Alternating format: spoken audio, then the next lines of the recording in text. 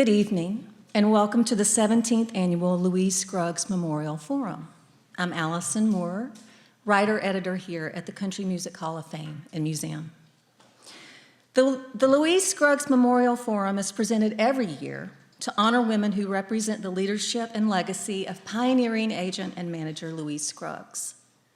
Louise's husband, Earl Scruggs, put her on the phone with a promoter one day in 1955, and she handled the call so well, getting better terms and better money, that she began booking Flatt and Scruggs, and after that became their manager. From there, she helped shape the business side of the music industry through her keen negotiating skills, media savvy, and musical and cultural literacy. In a male-dominated industry, Louise helped bridge the musical gap between hip and hillbilly through her belief that bluegrass and country music would appeal to a vastly bigger audience than previously allowed. She set new standards, she broke new ground. She was exceptional, and simply put, our music would not be what it is without her influence, commitment, and vision. Alison Brown was born in Hartford, Connecticut in 1962. Her parents, John and Barbara, were classical and folk music fans. John taught Alison her first chords on the guitar, and though she almost quit over the F chord, a cousin who came to watch over her and her sister Meredith while their parents were on a trip to France taught her some current tunes, and by the time the girls' parents returned, they agreed she was ready for guitar lessons. Her first guitar teacher, Paul Guernsey, also played the banjo. He introduced Alison to the Flatt and Scruggs album, Foggy Mountain Banjo, and she was entranced by the sound. In her words, "It spoke to me of another America that seemed so distant from Connecticut, but completely captivating." Alison's family headed west just shy of her 12th birthday and settled in the San Diego area, where she began planting the musical seeds that grew into her singular career. She met fiddler Stuart Duncan, and the two played together in a few different incarnations, and in the summer of 1978, when Alison was 16, Stuart's father drove them across the country in Canada to perform at bluegrass festivals and contests. She won the Canadian National Banjo Championship that summer, and she and Stuart landed a performance on the Grand Ole Opry. Calling their duo Gold Dust, they made an album called Pre-Sequel, which was released in 1980 while Alison was a freshman at Harvard University. Always academically inclined, Alison thrived in Cambridge, but what led her there instead of to another Ivy was the thriving folk and bluegrass music scene in the Boston area. During college, she played with local band Northern Lights, hosted a bluegrass radio show on WHRB, saw many of her heroes, including John Hartford and Harvard Square, and ultimately titled her college honors thesis, "Bluegrass Music as a Reflection of Change in Southern Appalachia Post-World War II."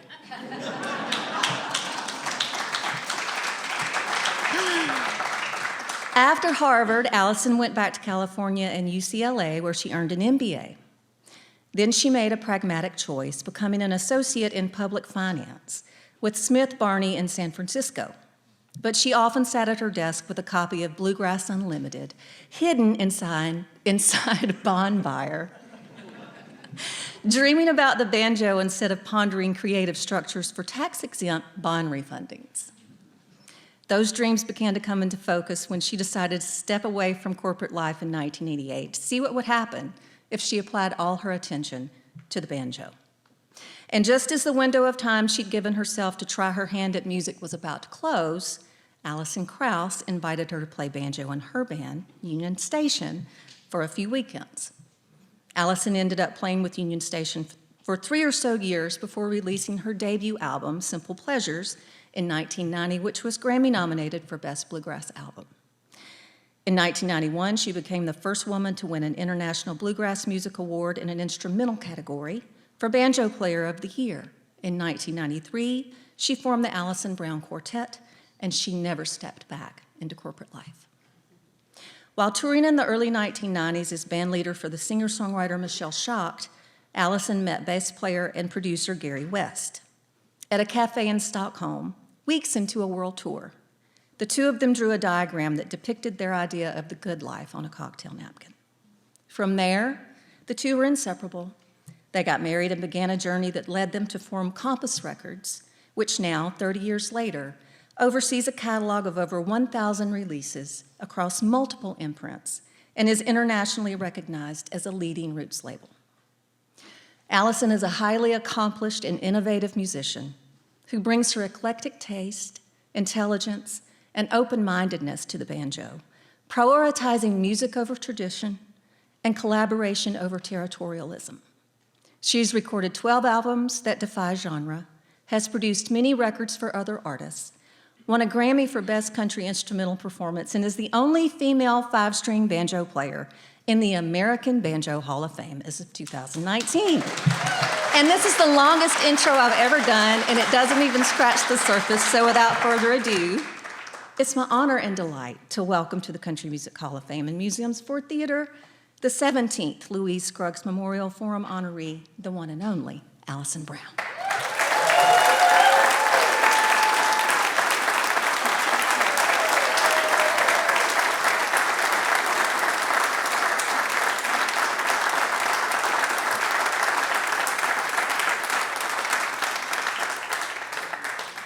Seriously, the longest intro I've ever written. Seriously, that was an awesome intro. It doesn't even begin to describe your prowess as a musician and as a business leader in our industry. And it struck me while I was putting this together that you may be the most fitting person for this award because you carry both legacies, Earl's and Louise's. And it's just incredible what you've brought to the banjo. So. Well, I really appreciate you saying that. And as I look around this room, there are so many women in our industry now, unlike in Louise's time, that are so deserving of this honor. So I'm very, very honored to be receiving this tonight. But I've been called Girl Scruggs pretty much since I was 10. So to have a connection to Earl and Louise is very meaningful to me. Yeah, it's a beautiful thing. When y'all were sound checking, I was standing up there and got chills when you started playing a certain song. So maybe they're here. I want to start with I talked a lot about your beginning in the intro, but I wanted to ask you, when you began playing guitar, what was it about the banjo that struck you? That's the $1,000,000 question, isn't it? I don't know. It's that something about the sound of Earl's banjo, just that sound. I think that I've heard a lot of banjo players say the same thing, like, what was it that struck you? Just the electrifying sound of Earl's playing. I just couldn't stop thinking about how to make that sound. It was something I really wanted to do. Mm-hmm. Had you had heard banjo before, so was it specifically Earl's playing? It was completely specifically Earl's playing. Wow. Yeah, just magic. That's fantastic. And that's another connection to Louise, too, because she really believed that the music of Earl Scruggs could be widely enjoyed. And, I think the banjo for a lot of people, as you know, is an acquired taste. But there's a much deeper history to the banjo than what we call hillbilly music. Can you tell us a little bit about that? We talked about this. Yes, I would be delighted to tell you about it. Yes, the banjo is one of those things where people can have some preconceived notions about it that may not be in the instrument's favor, I could say that way. But yes, the banjo does have a very deep and storied history, and I think because of the convergence of clear channel radio and then later network television, many people's first exposure to the instrument is through the Beverly Hillbillies or through Bonnie and Clyde and like hearing Earl's banjo. And so they think really all the banjo can do is accompany high-speed car chases and bank robberies. When in fact the history is so much richer and so much deeper. The banjo came to our shores in the memories of the enslaved people from West Africa and found its way to the plantations in the South. And so what's really interesting, it's possibly the first example of white appropriation of black culture, was when white working class musicians learned the plantation repertoire in the early 1800s and started taking those songs out of the South in black-faced minstrel shows. So something that's like really abhorrent to us now to even think about and hear. That was how the banjo came out of the South and went north, and then also went across the pond to England and Ireland. And through the course of the 1800s, it's very fascinating to me because at the beginning of the 1800s, the banjo was a black instrument. At the end of the 1800s, it was America's most popular instrument, and the instrument of choice for demure young women, because you have to sit with your legs crossed just like this to play the banjo, so it was considered to be very proper for young women to play the banjo. So it became a woman's instrument. And it was only in the 20th century, and I think with bluegrass music, that it became a man's instrument again. So it was more of a parlor thing. Yes, it was a total parlor thing. Yeah. So that was a long answer. Like the young women learning how to play a song in case someone comes over that they'd like to court them and they could slay on the banjo and get a day. It works for some people. You're one to talk. But it's interesting, too, because the instrument was embraced by men also, and then if you can find wonderful pictures of the banjo orchestras of the day that had, like, for example, at my alma mater, there was a banjo orchestra at Radcliffe and Harvard, and there are wonderful photos from the 1890s of, a group of 25 people with different sized banjos. There were little piccolo banjos, and there were cello banjos, and banjarines that were scaled just for a woman's size. So it's fascinating. And, then that's all before we even get to the birth of jazz and four-string banjo, which is still a banjo. And, the banjo was there at the birth of jazz and then eventually faded away as jazz became more electrified. And then it was there in old-time music. And then, of course, Earl Scruggs took the banjo, and he's the guy who, in my opinion, turned it into a rocket ship. Absolutely. Great way to put it. So was it all of that history that made you veer from bluegrass when you did and bring in the other elements of music that the banjo can play other than bluegrass? Well, to me, it legitimizes that pursuit for sure. But I also think that as a musician, you are what you eat, in a sense. And so I grew up in Southern California. And bluegrass in Southern California in the 70s was very different than bluegrass would have been in this part of the country in the 70s. So I grew up playing in bands where we do a Flatt & Scruggs tune, then we do an Eagles tune or a Poco tune. So to me, the idea of integrating different musical inspirations is just kind of part and parcel of the job. Yeah. And I've always loved all different kinds of sounds, and the banjo will let you go there if your imagination is open to it. Absolutely. So you moved to Southern California when you were 12, almost 12, and you met Stuart Duncan, the Yes. great fiddler Stuart Duncan. How did you meet? That's a great question. So when my family moved to Southern California, oh yeah. When we first moved to Southern California, I thought I would never hear bluegrass music again. I'd heard a little bit in Connecticut, and I couldn't imagine there would be any in Southern California. And I couldn't have been more wrong. We discovered the San Diego Bluegrass Club, which met monthly at the Shakey's Pizza Palace, Lemon Grove, and there was a great jam session scene in the parking lot, and if you got good enough, you could go on stage and play a few tunes. And so my family went, and I remember it so clearly because Stuart was in a kid band called the Pendleton Pickers, and they had just come back from playing at the Grand Ole Opry.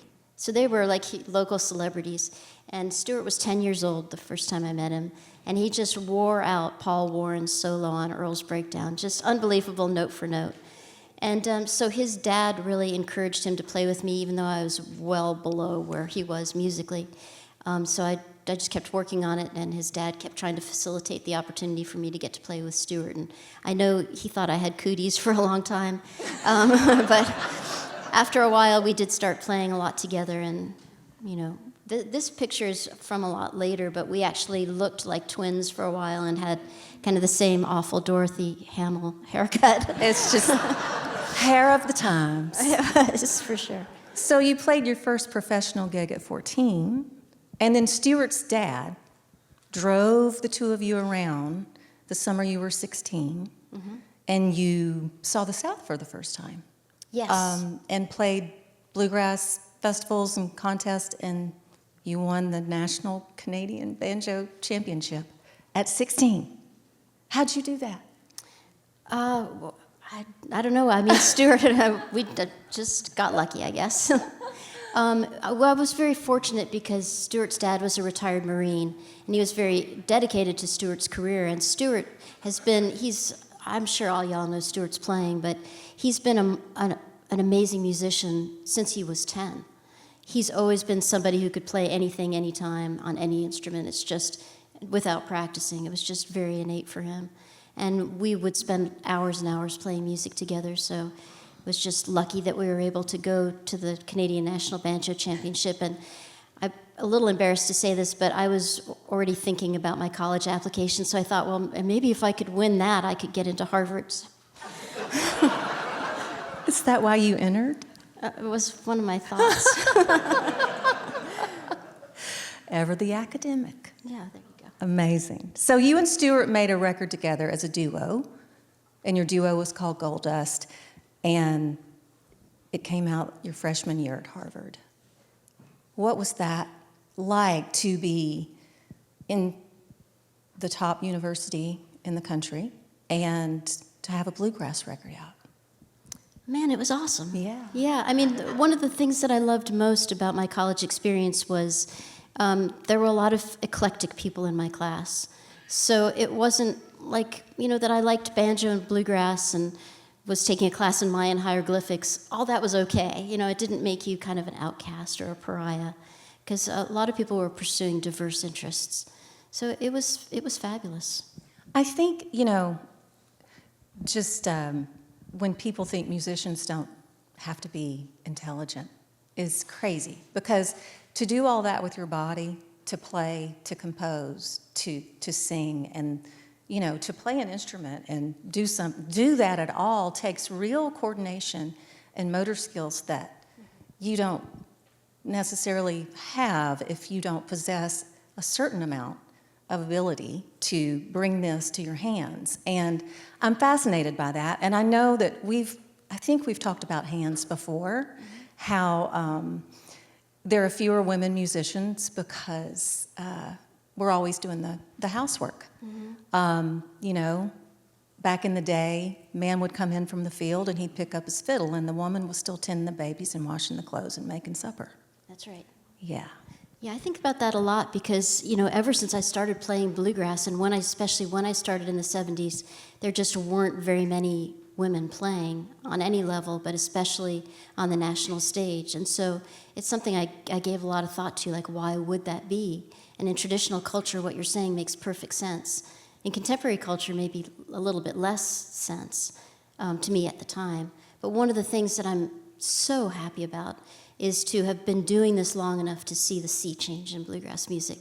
And I strongly believe that the most exciting and important bluegrass music is being made by women these days. You know what? Absolutely. Yeah. So what kind of scene did you find in Boston? I know you had a radio show and you played with Northern Lights. What was it like to be in Boston at that time? It must have been pretty electric in the folk scene. Yeah, it was fantastic. Well, it was the back pages of Bluegrass Unlimited magazine that led me to Boston. And I wasn't disappointed at all. There was the Boston Area Friends of Bluegrass and the Boston Bluegrass Union and bluegrass concerts happening right on the Harvard campus. I couldn't believe it. My mom probably even remembers this. She's here tonight, but the night she took me to school to drop me off, the Knoxville Grass were playing at Payne Hall. I was so excited because I'd been reading about them in Bluegrass Unlimited, and there they were, because if you grew up playing bluegrass in California, maybe once a year you'd get a national band. It was just too expensive to get out west. And so to be in a place that was on the circuit was fantastic. I mean, it was great. Boston is still, I think, maybe one of the best folk music markets, if not the best in our country, and that was certainly true then for all kinds of things under the folk umbrella. How did you hook up with Northern Lights? So I was looking for a band, and I asked Joe Val, actually, who was a mandolin player and very, very notable bluegrass musician in the Boston area. Joe Val and the New England Bluegrass Boys were top drawer. And he suggested I reach out to Taylor Armerding, who's the mandolin player in this picture. And Taylor had a band called Northern Lights, and they were on hiatus, so we got the band back together. All right. And I got to ask about the thesis. Oh my gosh. You didn't read it, I know. Bluegrass music as a reflection of change in Southern Appalachia post-World War II. Yes. Can you? And they let me do it. What did you find? Oh my goodness, this was a few years ago. Mm-hmm. Well, I really kind of wanted an excuse to call Bill Monroe and talk to him on the phone.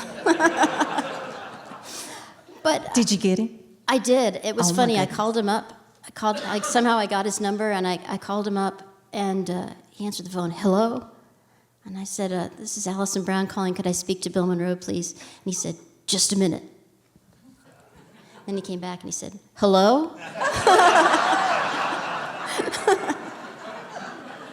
Sorry, that was my assistant. Yeah, exactly. His virtual assistant. I was just really interested in, bluegrass music, people who aren't in the know may think that the music is ancient, and it certainly has ancient roots in, Appalachian music obviously comes from across the pond, but there's strains of blues and Delta blues and all kinds of things in the music that Bill Monroe kind of assembled as bluegrass music. But bluegrass music itself crystallized, or many people say, that moment in December, I guess it was 1945, Bill Monroe, Lester Flatt, Earl Scruggs on the stage of the Grand Ole Opry at the Ryman Auditorium just down the street. That was the big bang for bluegrass. So that's interesting. Like, I was a history and lit major in college, history and literature, and I've always been fascinated by the historical context that art is created in. So what was the environment around Bill and Earl and Lester, and what was their experience like living through those times that led them to create that sound?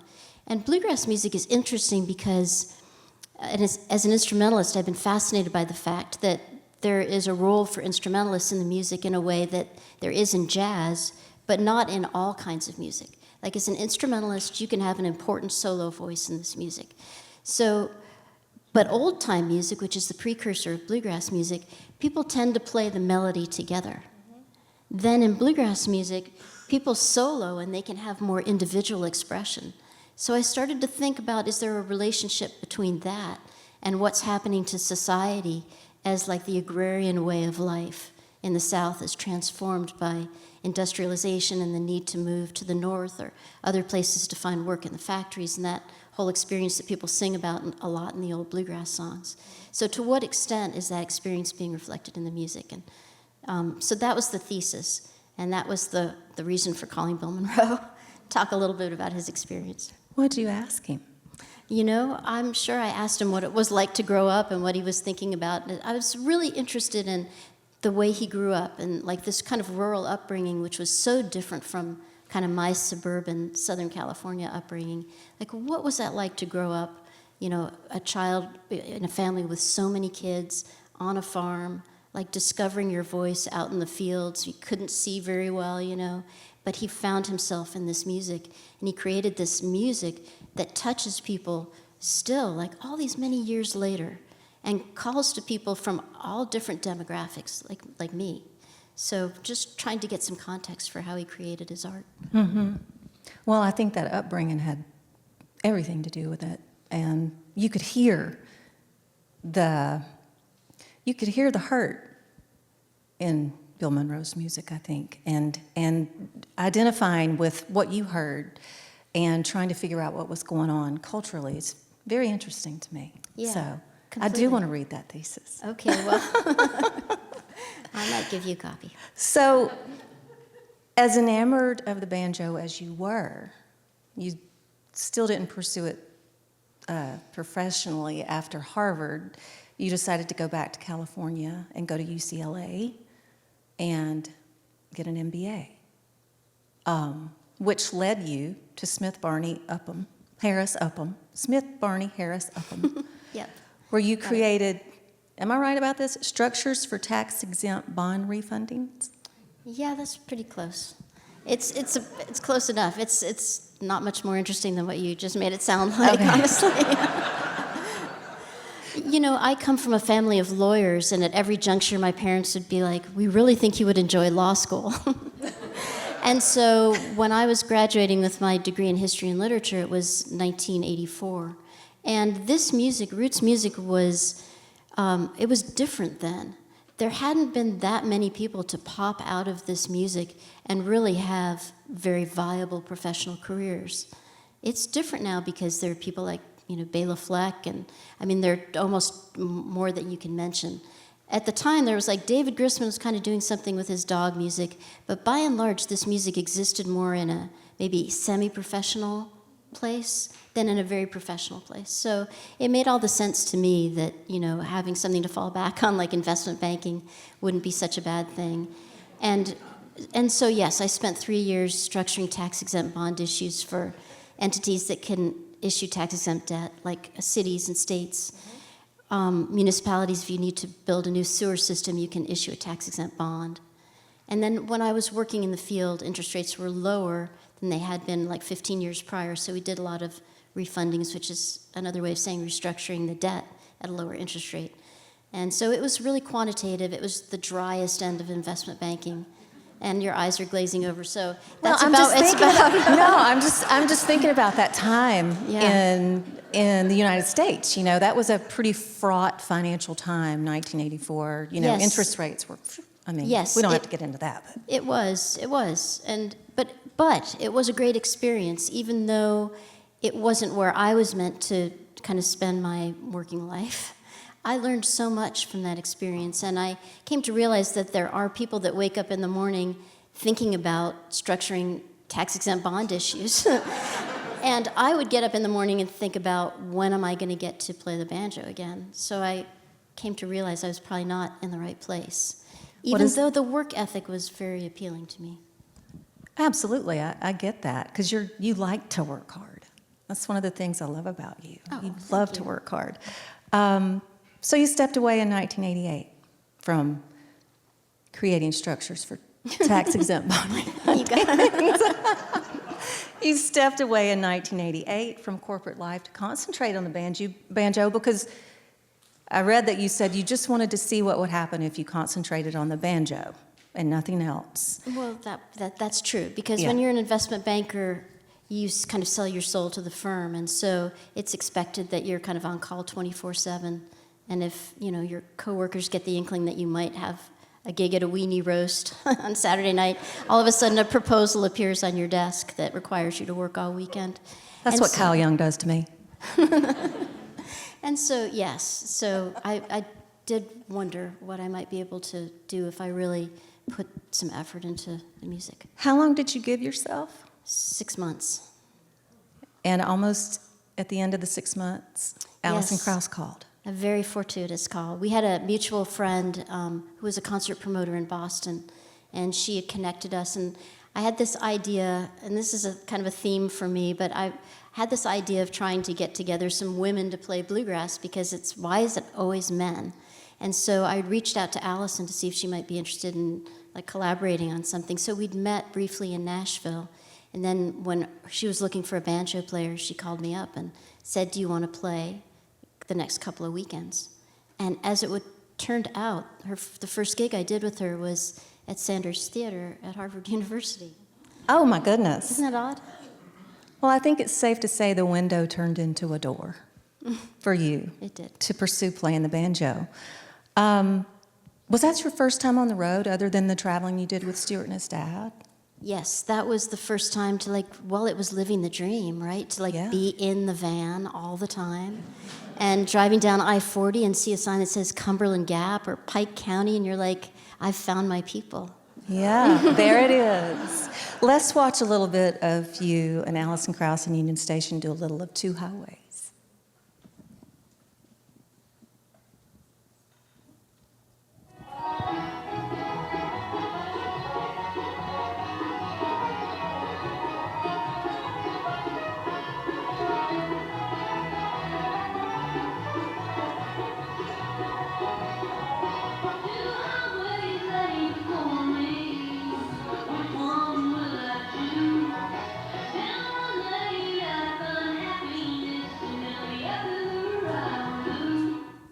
Is it a lot of pressure to have to do the intro like that? So play the intro, like you're in the hot seat, the camera's on you. It is nerve-wracking to kick something off. That looks like a transmission from a distant galaxy, doesn't it? Well, 1990. Oh my gosh. Same year you released your first album, Simple Pleasures, on the Vanguard label. That's right. Which was nominated for a Grammy for Best Bluegrass Album. And I will say, if you ever quit your day job as an investment banker take your parents to the Grammys. Right. Yeah. Did they begin to understand at that point, like, that this might be a real thing and you might not need to go to law school? That was the moment the tide started to shift a little bit. That was good. It must have been a surprise to win the Banjo Player of the Year from the IBMA the next year. That was an incredible honor, yeah, for sure. I mean, you were such a great player from the very beginning. But you were how old? In 91, you were... Well, I was older than one might think. Yeah. But still, so young. And to win that massive award, it's incredible. Well, yes. I mean, it was incredible, and at the time there just really weren't very many women playing banjo in national bands. I'm trying to think if there were any. Maybe Lynn Morris a little bit, but so that was, yes, it was an incredible honor, and it was a big surprise too. Well, you were really pushing some boundaries on your first record, though. You sent me a film of the recording of the Simple Pleasures record, and made a little edit of a clip that I want to play because it's you shredding. It's fantastic. Let's watch. Oh, thank you.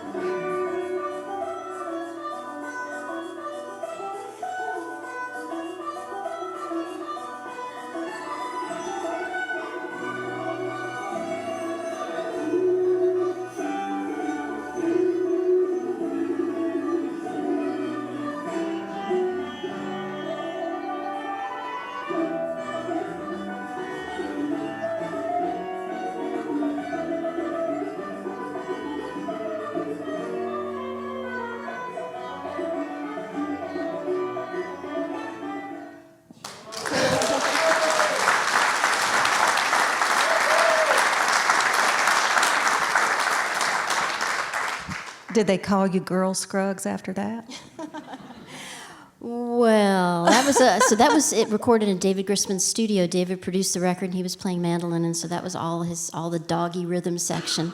So yeah, that was like a whole kind of different musical space, but it was amazing to be in it. I mean, you've said that as a composer, well, as you feel like you can contribute the most to the canon of banjo through composing. So this is a great way to demonstrate what you were doing on your very first album, which is blending all these genres and not accepting the boundaries of the banjo. How did you start to bring the elements of everything you loved together when you were writing the songs? You know, it's funny, it happened pretty organically for me. I still find that the hardest thing to do is to write a straight-ahead bluegrass banjo tune, just because so many people have been down that path. And how do you write a tune that's like really better than what Earl did, you know? So for me, just like following melodies has kind of been my path, and I've found that they've taken me in a lot of other directions kind of very organically without trying. It's like they almost want to go in these kind of offbeat directions rather than going straight down the middle of the bluegrass road. So in a sense, that record was just kind of discovering and then following my muse. Mm-hmm. It's gorgeous. All your records are gorgeous. I love that one. First one, too. So at some point, Union Station played on a Michelle Schacht record. Yes. And that led to you becoming her band leader in 1992 on her world tour. And through that, you met your husband, Garry West. Yes, you know, that's right. We played on a track called The Prodigal Daughter. And that's how I met Michelle, but I had just met her. We didn't really know each other. And I had just gotten off the phone with my parents, who, you'll laugh, but they were saying, I was at this critical juncture, and I'd left Union Station, and my parents were saying, we really think you would enjoy law school. And I was seriously thinking about going to law school, and the next phone call was Michelle Schacht. And she said, I'm looking for a band leader that could put together a band that can do kind of the string band music from my new record, but the kind of folk rock stuff from my first record and the R&B stuff from my second record. And I think she really wanted a female band leader. And so, are you interested? And so, yes. So I had to walk through that door. And then very quickly I was connected to Garry through Jason Sellers, who said, no, Garry West would be perfect for that gig. And together we really worked on casting the band and, yeah, connected very quickly on the road and started imagining, how does one make a life in music? I was chatting with Garry some in the dressing room before the program, and he gave me a little background about that and how he had auditioned for one gig that he thought he really wanted, but that he ended up kind of not connecting in the audition, and then the next call he got was from you.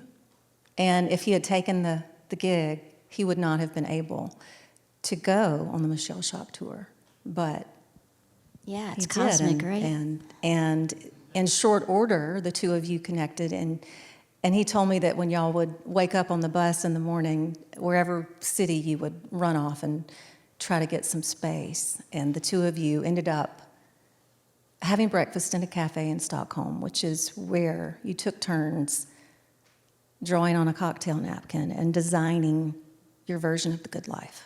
Yes, that is all true. He told you the story right. So we've got, hold on, what are the things? Did I not write these down? Label, studio, publishing, management, home, and band and touring. That kind of covers it all. For us, it does. Yeah. And so from that moment, you knew where you were going. Well, we had a sense that we had a roadmap. I think we're still trying to discover where the end of the road leads to. But yeah, that definitely set us off on our path. And I think, it is important if you're thinking about building a life in music not to rely on any one thing. It's like you need to have a diversified portfolio. Yes, ma'am, you do. Yes, ma'am, you certainly do, especially in today's music business. Oh, for sure. So you ended up in Australia with Michelle, and you discovered a didgeridoo album that ended up being the launch for what became Compass Records. Yes, how about that? Launching a label with a didgeridoo record. A didgeridoo record. I mean, I would expect nothing Why not? less. Yeah. What were the first steps you made as two people with a record label? Oh, the first thing we did was to buy the Harvard Business School case study on Windham Hill Records. Because I was really fascinated by that label, because I knew a lot of the artists like the Grissman crowd and the Montreux crowd and the kind of new acoustic guys in the Bay Area. A bunch of those guys were making records for Windham Hill and kind of taking this instrumental music that really spoke to me and actually having commercial success with it. So what was it about their approach? And it turned out that their aesthetic was really not artist-centric. Their whole thing was about packaging and selling music to investment bankers who were wearing their Reeboks to work every day, kind of the world I'd come out of, not necessarily focused on building the artist's identity and the artist brand, but building their brand, kind of with this kind of the covers that kind of had nature scenes or whatever. But I was still intrigued by that. So we looked at their case study, but then really what we wanted to do was create a platform for the great artists we were discovering as musicians ourselves. And our label has always been about discover great art and find the audience for it, which is a difficult pursuit, but that's always the approach that we've taken. People may not know that they need this yet, but we believe in this and we think it's great, and then if we put it out there, people will see how wonderful it is and come to it. And that's a different approach than saying, what do the people like now? I'm just going to do another one of those. Right. Rather than making art for the audience, you make the art and find the audience for the art. Right, so we've been in a 30-year pursuit of discovering the intersection between art and commerce. Yes. Yes, the old question. And during all this time, there you are at your office, pouring away on some numbers, probably. Probably. During all this time, you were composing and making your own albums and challenging yourself to innovate with your instrument. And you formed the Alison Brown Quartet in the early 1990s, but you kept recording for Vanguard instead of switching over to Compass, your own label, until your deal ran out. So you did 4 albums for Vanguard. How was that? Like, do you feel like the experience of being on that record label helped you understand how to run your label? And Well, more importantly to us really was that we didn't want Compass to be perceived as an artist-run label that was started by the people that the label was for. And when we started Compass, it was just right at the vanguard of the whole, kind of artist-run DIY movement. Most people recorded for, established corporate labels, even corporate in the sense of Rounder, Flying Fish, or Sugar Hill. So when we started our company, we wanted people to know it was not for us, it was really for other people. And so I wanted my record not to be one of the first ones, and the first one I did for Compass was, it's 4245. It's our 25th release, I think. But also being on Vanguard and seeing what their process was kind of informed a lot of how we didn't want to do things. As much as I was grateful for being signed to Vanguard, I really felt that having people in the A&R role who weren't musicians was detrimental. And then if you could be in an A&R role or a business affairs capacity with a deep understanding of what it is to be an artist and the challenges an artist has, you could have more meaningful conversations about how to work together to promote that artist's work. absolutely. I mean, that's the approach, right? I read that, well, you told me that the bridge between your artist self and your business self is producing. And I read an interview you did with Music Row in 2016, and I pulled out a little thing that you said that I want to check out with you. Okay. You said, I do think that for me, knowing the business side informs what I do in the studio. I think some artists go into the studio just thinking about their music, the songs they've written, and getting them recorded and putting them out there. When I'm making my own records or producing other people's records, I feel like I bring the perspective of where the market is right now to design an outcome. Before you start, imagine yourself 12 to 18 months down the road. What do you want to say has happened with this record? Then we work backwards to make sure it has the hook so we can get these things to happen. It's a great perspective, and it works for me. And there you go. What else needs to happen? Yeah. All right.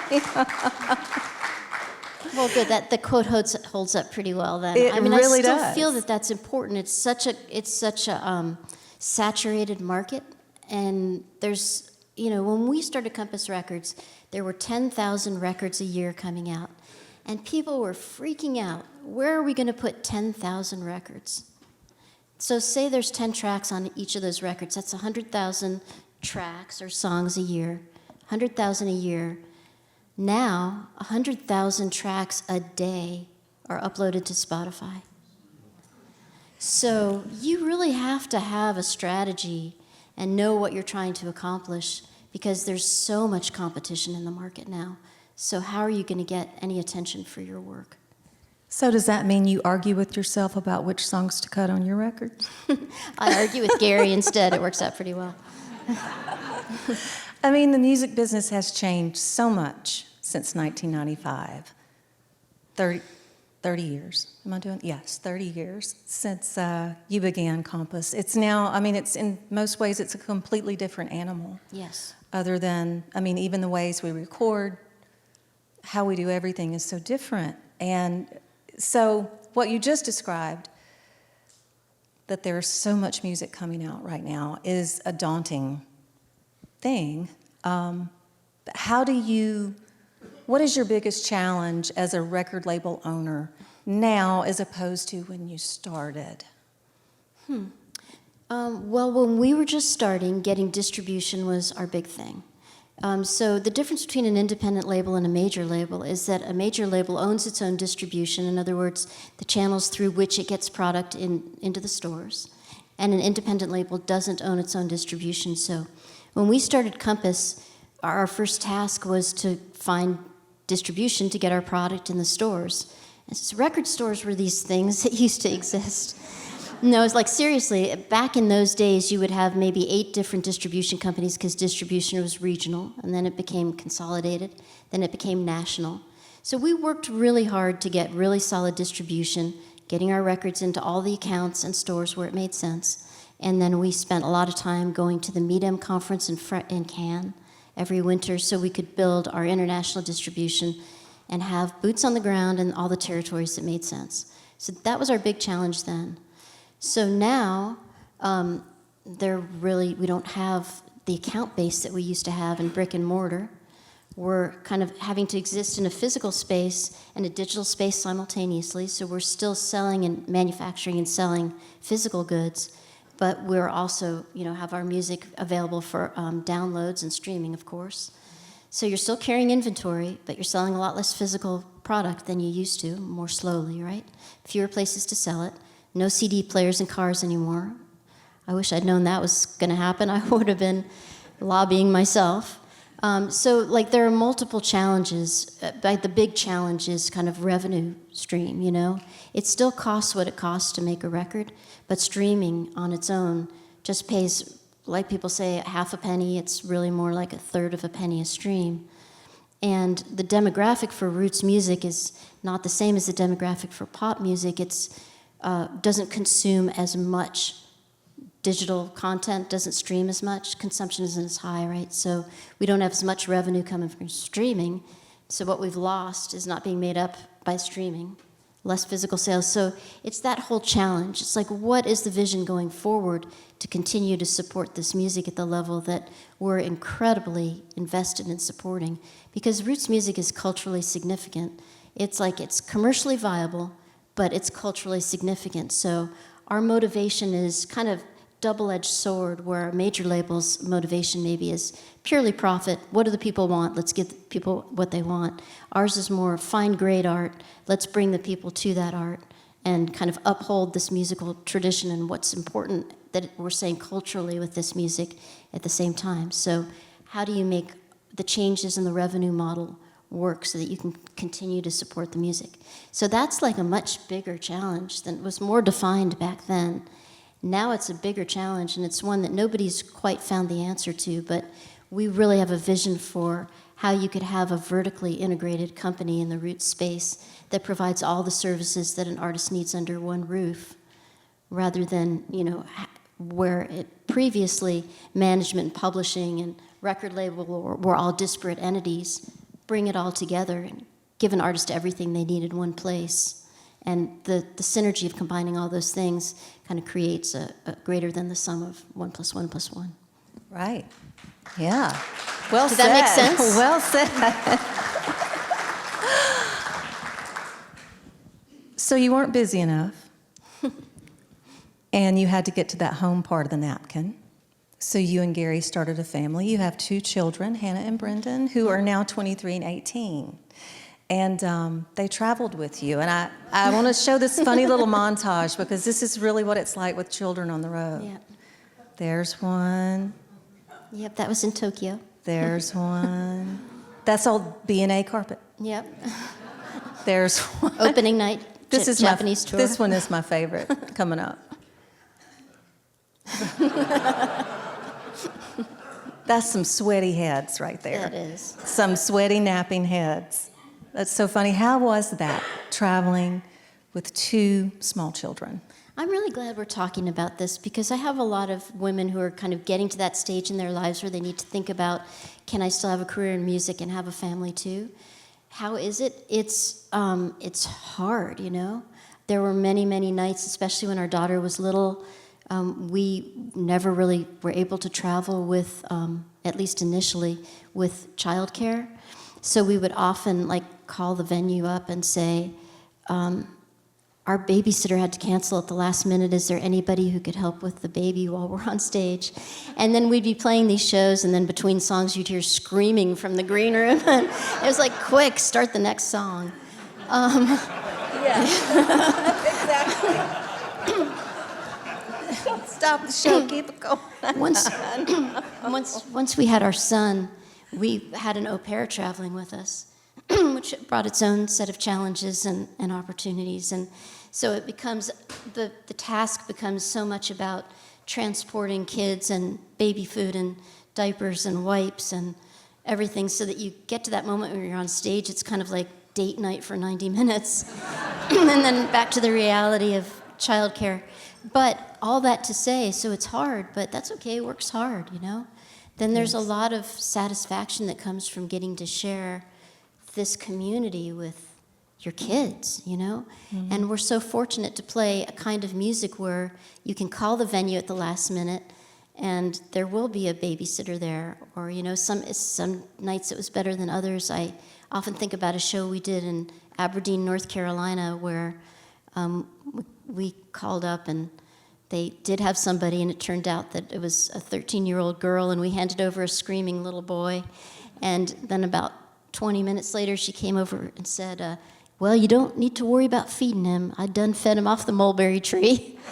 And I was like, you did what? But it's fine. It turned out fine.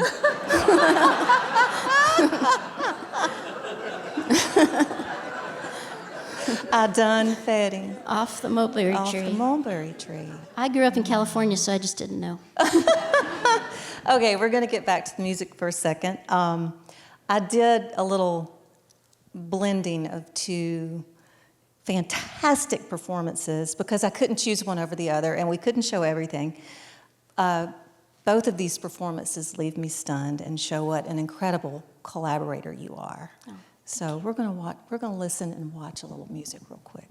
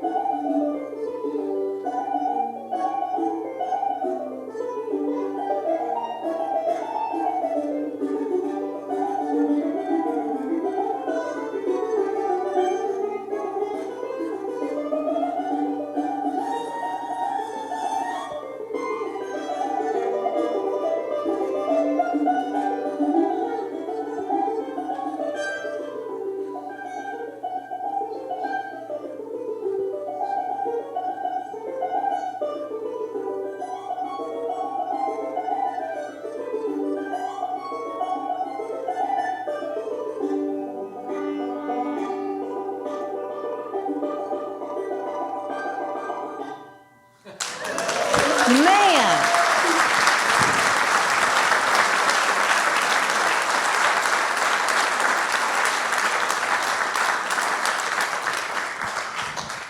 Whew!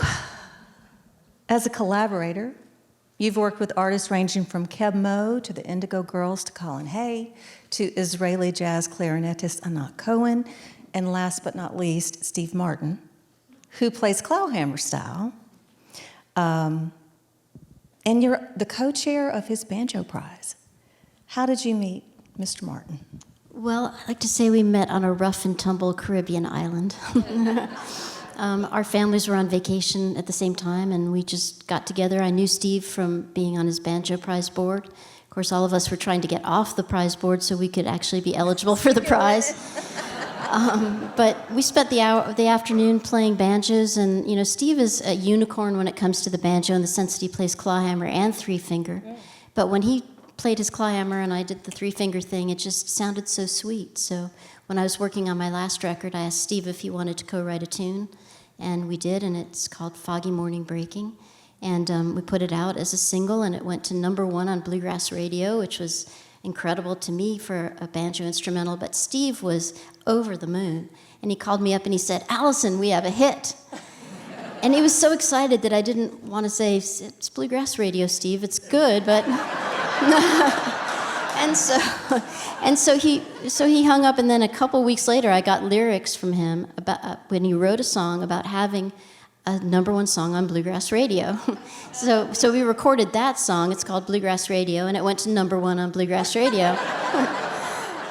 And we just put out a song with Tim O'Brien called 5 Days Out, 2 Days Back. It went to #1 on bluegrass radio. So he's so passionate about the banjo, and when he says, I'd rather have a #1 song on bluegrass radio than a hit movie, he really means it. So it's been amazing getting to collaborate with him, because his passion for banjo goes back to his teenage years too, growing up in Orange County. So we're both California-bred banjo players, which is kind of interesting. That's incredible.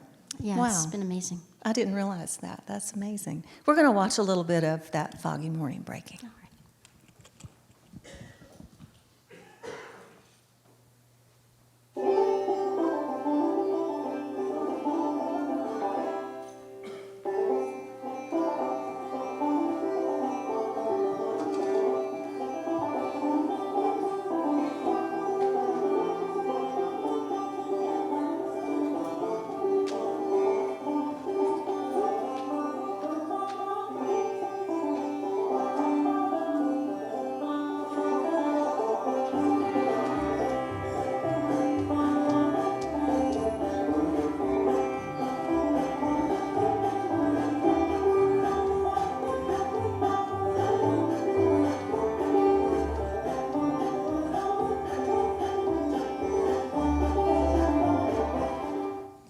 I don't know. I've always thought the banjo was really groovy.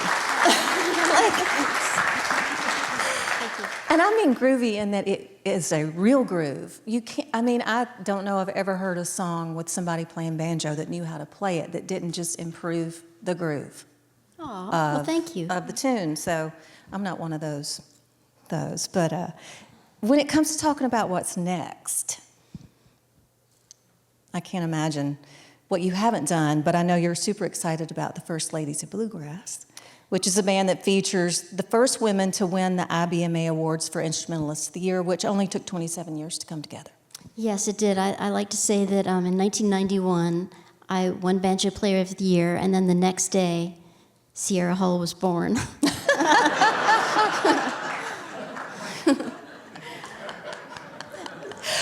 Well, I'd like to thank you for joining us this evening. I've been so excited about you coming and that you are receiving this really cool honor. And I think the best way to end it is for y'all to play us a few tunes. Oh, we would love to do All that. right. Thank you so much, Allison. Yeah, Alison Brown. Congratulations. Alison Brown, Sierra Hall, Molly Tuttle, Becky Buller, and Garry West. Thank y'all.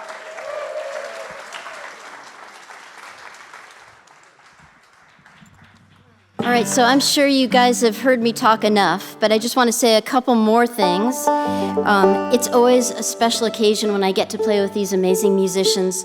The First Ladies of Bluegrass is 5 women who are the first women to win their Instrumentalist of the Year award from the IBMA on their respective instruments.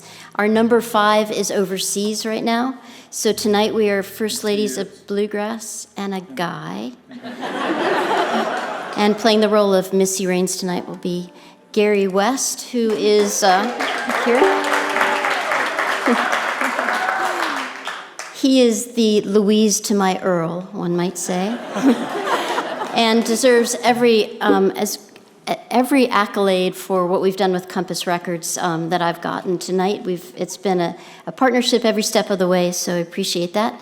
Also, best bass player in his price range, so glad to have him here. Becky Buller on the fiddle.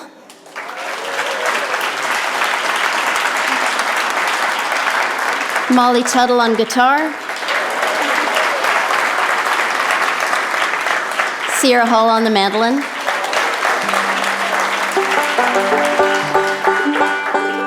When I was learning to play the banjo, my biggest inspiration was the Foggy Mountain Banjo record, which my guitar teacher gave me. My dad made a cassette of it, labeled it Hillbilly Music.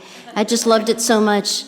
Very interestingly, Louise wrote the liner notes for that record, so it all kind of comes full circle. But one of the tunes I loved of Earl's, my favorite tune of Earl's, was one that made use of Scruggs tuners. He wrote a tune called Earl's Breakdown that had that nice bend in it. And so I knew I needed to write my own tune, kind of riffing off that tune. So this is the tune I wrote, and it's called Girls Breakdown.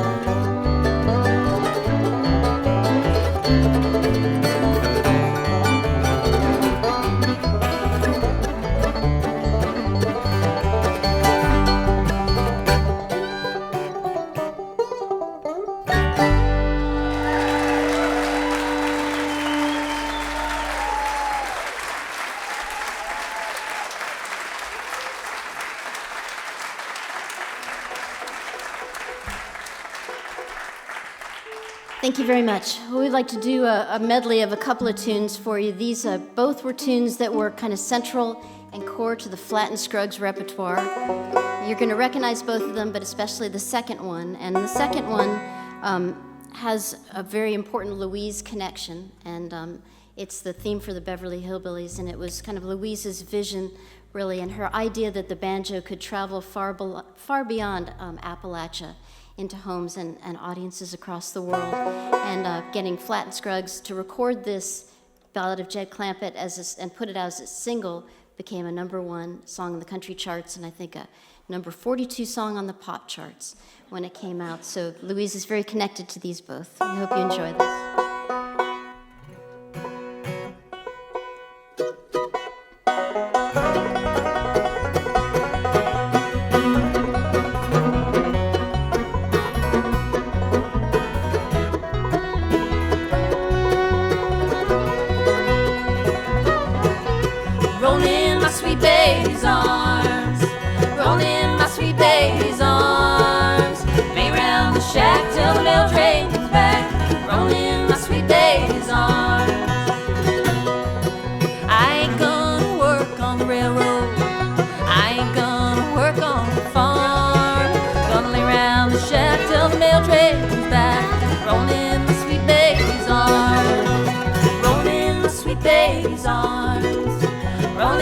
Sweet baby's arms, lay round the shack till the mail train comes back. Roll in my sweet baby's arms.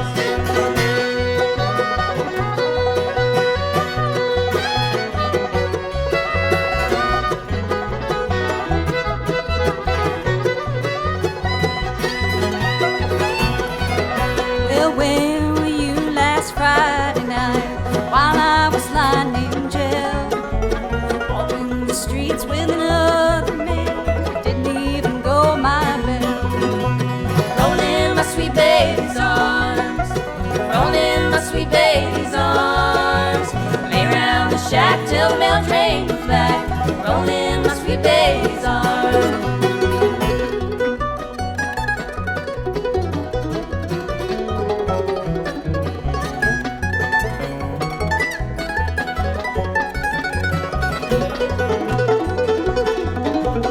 Mama's beauty operator, sister can weave and spin, and daddy's got an interest in that old cotton mill, just watching money rolling in. Rolling my sweet baby's arms, rolling my sweet baby's arms. Lay round the shack till the mail train comes back. Rolling my sweet baby's arms.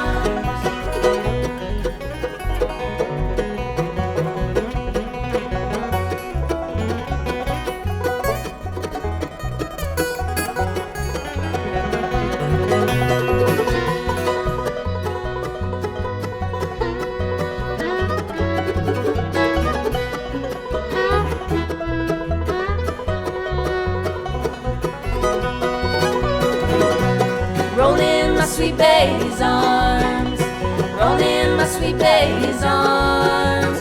Lay round the shack till the mail train comes back. Rolling my sweet baby's arms.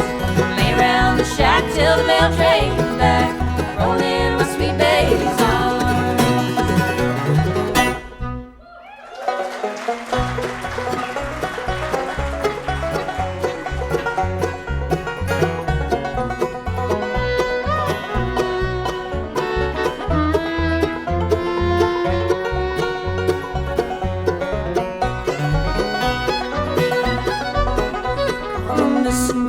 Story about a man named Jed, poor mountaineer, barely kept his family fed. And one day he was shooting at some food, and up from the ground came a bubbling crew. All that is black gold, Texas tea.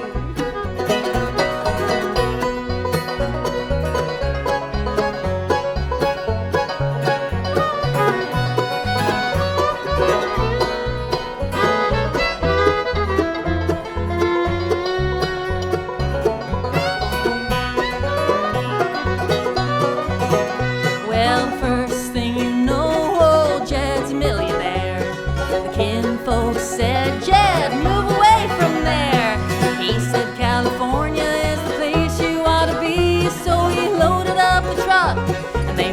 Beverly Hills, that is. Swimming pools, movie stars.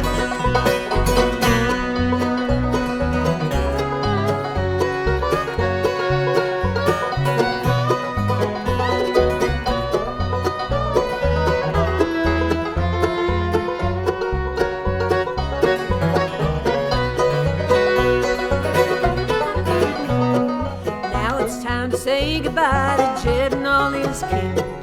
They would like to thank you all for kindly dropping in. You're all invited back next week to this locality.